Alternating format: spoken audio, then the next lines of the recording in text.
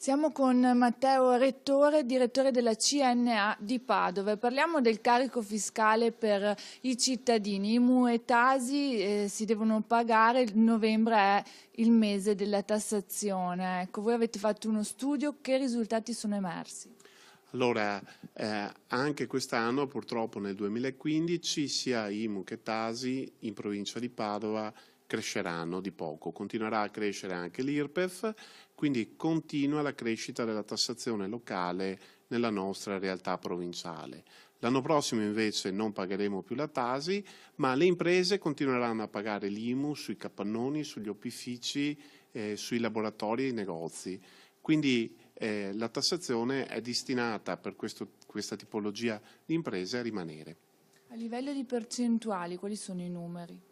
Allora, a Padova si pagano 98 milioni di euro di Tasi e questi appunto in parte l'anno prossimo non saranno più pagati. Poi c'è una grande differenziazione che varia da comune a comune su IMU e su Tasi. Si vede che alcuni comuni riescono ad essere virtuosi, ad avere tasse locali basse, altri invece colpiscono molto sia imprese che cittadini. Quali sono i comuni virtuosi della provincia di Padova? I comuni più virtuosi, quelli che hanno una tassazione più bassa, sono quelli dell'Alta Padovana, dove una ricchezza media pro capite più alta riesce quindi a mantenere più bassa la tassazione.